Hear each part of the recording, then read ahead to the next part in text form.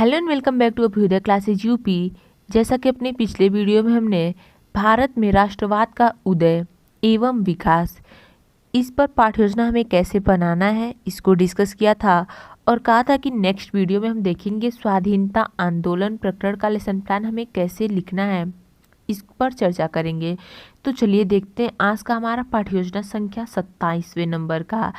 क्योंकि ऑलरेडी हमने 26 पाठ्य योजनाओं पर चर्चा कर लिया है, चैनल पर आपको हर एक टॉपिक का हर एक नंबर का लेसन प्लान मिल जाएगा। अगर आपको इसकी आवश्यकता होती है तो आप प्लीज़ एक बार से चेक कर लीजिएगा। ओके, प्लेलिस्ट भी तैयार है, आप वहाँ से भी जाकर देख सकते हैं। मैं लिंक भी दे दूँगी, आप वहाँ से भी जाकर देख लेंगे। ठीक है, आपको सिर्फ हिस्ट्री नहीं, सिविक्स और अन्य जो भी हमारे सब्जेक्ट्स हैं, जैसे साइंस हो गया, साइंस में फिजिकल साइंस, बायोलॉजिकल साइंस, इन हर एक सब्जेक्ट के आपको लेसन प्लान चैनल पर मिल जाएंगे। अगर आपके जान पहचान में भी किसी को इसकी ज़रूरत होती है, आवश्यकता होती है, आपके दोस्तों को या आपके घर में भाई बहनों को, तो आप उनके साथ भी शेयर कर सकते हैं, बता सकते हैं उनको भी। चलिए देखते हैं आज का हमारा जो टॉपिक है स्वाधीनता आंदोलन, पाठ्य योजना संख्या 27। इसको देखने से पहले अगर आप चैनल पर नए होंगे और अभ्युदय क्लासेज यूपी को सब्सक्राइब नहीं किया होगा तो प्लीज़ एक बार से चैनल को सब्सक्राइब अवश्य ही कर देंगे, और वीडियो आपके लिए हेल्पफुल लगेगी आपको तो लाइक और शेयर भी कर सकते हैं। ठीक है, चलिए देखते हैं। विद्यालय का नाम, दिनांक, कक्षा, वर्ग, विषय, कालांश, अवधि, ये सारी चीज़ें हम लिखते हैं क्योंकि अभी तक हमने इतनी पाठ्य योजनाओं पर चर्चा कर लिया है कि आई होप इस पर फिर हमें बार बार डिस्कस करने की इन सारी चीज़ों की आवश्यकता नहीं है। प्रकरण लिख लेंगे स्वाधीनता आंदोलन, सामान्य उद्देश्य पूर्वत लिख लेंगे। विशिष्ट उद्देश्य में लिखते हैं। ज्ञानात्मक में देखते हैं पहला पॉइंट, गांधी जी ने कौन सा आंदोलन चलाया, छात्र बता सकेंगे। दूसरा, रॉलेट एक्ट किस सन में पारित हुआ, छात्र बता सकेंगे। बोधात्मक में पहला लिखते हैं, स्वाधीनता आंदोलन में गांधी जी का क्या योगदान था, छात्र बता सकेंगे। और रॉलेट एक्ट क्यों पारित हुआ, छात्र बता सकेंगे। आगे बढ़ते हैं क्रियात्मक पर। क्रियात्मक में लिखेंगे छात्र महात्मा गांधी का चित्र पहचान सकेंगे। इसके बाद सहायक सामग्री लिखते हैं कि गांधी जी का चित्र, गांधी जी को तो हर बच्चे पहचानते ही हैं, तो आप नोट तो हर बच्चों के पास, हर सभी आजकल के छोटे से छोटे बच्चे गांधी जी को पहचानते हैं, नोट है ही सबके पास। तो आप चाहें तो चित्र चार्ट पेपर दिखाने की जगह आप नोट भी टीचिंग एड की जगह पे यूज़ कर सकते हैं। ठीक है, सहायक सामग्री के बाद पूर्व ज्ञान हम लिखते हैं छात्र को अपने अधिकार के लिए सत्य मार्ग पर चलने की प्रेरणा देना। और नहीं तो आप पूर्व ज्ञान पे एक चीज़ और कर सकते हैं, यहाँ पे लिख सकते हैं छात्र को स्वतंत्रता आंदोलन या स्वाधीनता आंदोलन के बारे में सामान्य छात्र जानकारी रखते हैं। ऐसे भी लिख सकते हैं कि छात्र इस बारे में सामान्य जानकारी रखते हैं, आप ये भी लिख सकते हैं। आगे बढ़ते हैं हम प्रस्तावना के प्रश्न पर। हमारे प्रस्तावना का प्रश्न आप यहाँ पे चाहें तो लिख सकते हैं, ये सारी चीज़ें भी। इसमें हम क्या करेंगे, छात्र अध्यापक कथन, छात्र अध्यापिका है तो छात्र अध्यापिका कथन, छात्र कथन, ये सारी बॉक्स बनाने के बाद पहला क्वेश्चन करेंगे, चित्र दिखाते हुए कि यह किसका चित्र है। जैसा कि टीचिंग में आप सहायक सामग्री में आपने लिखा हुआ ही है कि गांधी जी का चित्र, तो आप दिखाएंगे ज़रूर ही। प्रस्तावना का प्रश्न पूछेंगे छात्रों से तो पूछेंगे तो छात्र देख के बता ही देंगे कि गांधी जी का है, तो आप लिख देंगे गांधी जी का छात्र कथन में। दूसरा क्वेश्चन है, गांधी जी के साथ और कौन से लोग रहते थे, नेहरू जी, सुभाष चंद्र बोस। तीसरा है, गांधी जी, नेहरू जी, टैगोर जी आदि लोगों ने क्या किया, छात्र बताएंगे कि स्वतंत्रता के लिए अंग्रेजों से लड़े। नेक्स्ट क्वेश्चन करेंगे, अंग्रेजों से आज़ादी के लिए गांधी जी ने कौन सा आंदोलन किया, छात्र बताएंगे कि स्वाधीनता आंदोलन। उसके बाद आप समस्यात्मक प्रश्न करते हैं कि स्वाधीनता आंदोलन के विषय में आप क्या जानते हैं। यहाँ पे हो जाएंगे छात्र मौन, आप लिख देंगे समस्यात्मक। आगे बढ़ेंगे हम उद्देश्य कथन पर। हमारे उद्देश्य कथन में लिखते हैं, आज हम लोग स्वाधीनता आंदोलन के विषय में अध्ययन करेंगे। ये हो जाता है हमारा उद्देश्य कथन।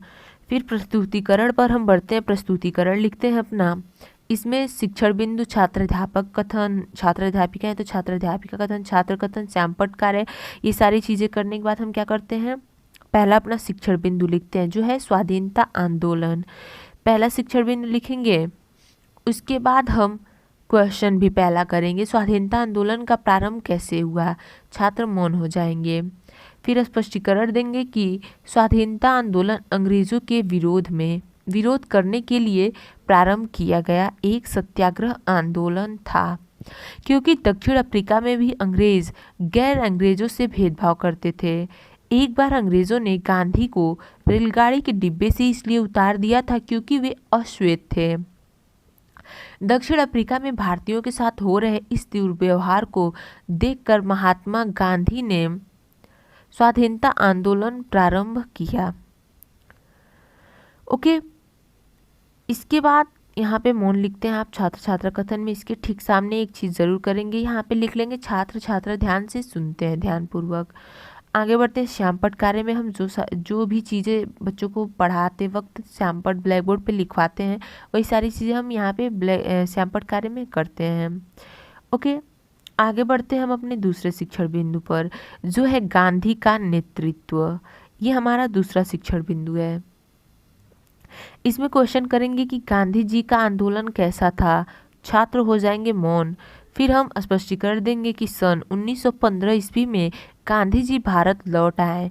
प्रथम विश्व युद्ध के समय गांधी जी के नेतृत्व में भारतीयों ने अंग्रेजों की सहायता की ताकि युद्ध समाप्त होने पर अंग्रेज देश को आज़ाद कर दें, परंतु ऐसा नहीं हुआ, जिससे भारतीयों में असंतोष उत्पन्न हो गया। 1919 ईस्वी में रॉलेट एक्ट पास हुआ, जिसके अंतर्गत सरकार किसी भी व्यक्ति को बिना मुकदमे के भी गिरफ्तार कर सकती थी। ये हो जाएगा हमारा दूसरे शिक्षण बिंदु का स्पष्टीकरण।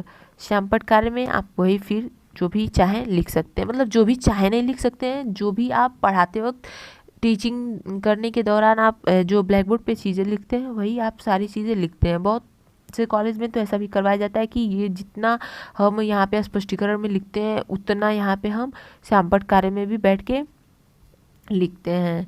ओके, तीसरा हमारा शिक्षण बिंदु है अहिंसा सत्याग्रह और छुआछूत। इसमें क्वेश्चन करेंगे कि अहिंसा सत्याग्रह और छुआछूत के विषय में गांधी जी का क्या विचार था, छात्र हो जाएंगे मौन। फिर आप स्पष्टीकरण देंगे। स्पष्टीकरण में लिखेंगे गांधी जी हत्या और हिंसा के विरोधी थे।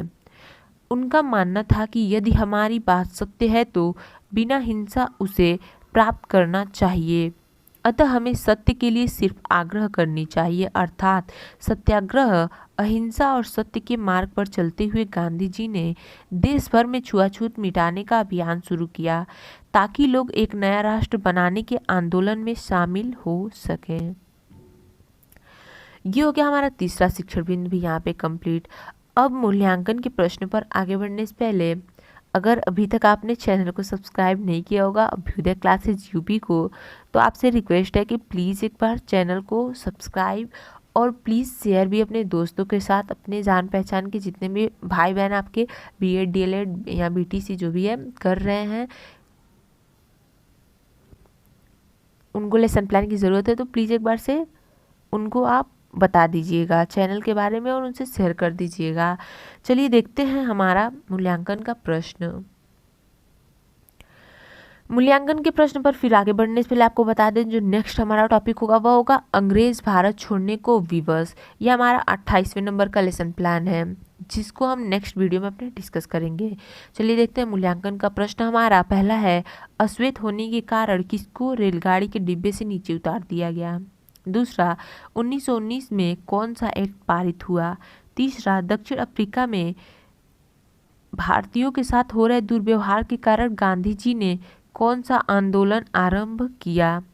ये था हमारा मूल्यांकन का प्रश्न। इसे हम पुनरावृत्ति के प्रश्न भी लिखते हैं। आप ऐसा नहीं हो कि कंफ्यूज हो जाएंगे कि अरे ये तो मूल्यांकन के प्रश्न है, पुनरावृत्ति के प्रश्न, ऐसा नहीं है। मूल्यांकन के प्रश्न को हम पुनरावृत्ति के प्रश्न भी लिखते हैं।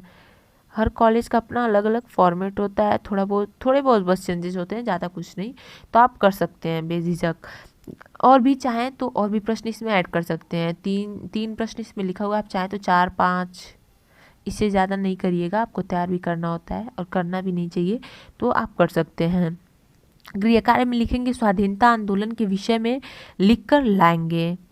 ये हो जाता है हमारा गृह कार्य और यहीं पे इसी के साथ होता है हमारा पाठ्य योजना समाप्त। हो गया आज की वीडियो में बस इतना ही। मिलते हैं अपने अगले वीडियो में, तब तक के लिए चैनल से जुड़े रहें। जाते वक्त अभ्युदय क्लासेज यूपी को सब्सक्राइब, लाइक और शेयर करते जाइएगा। चैनल को सब्सक्राइब जरूर करते जाइएगा। Okay, thank you.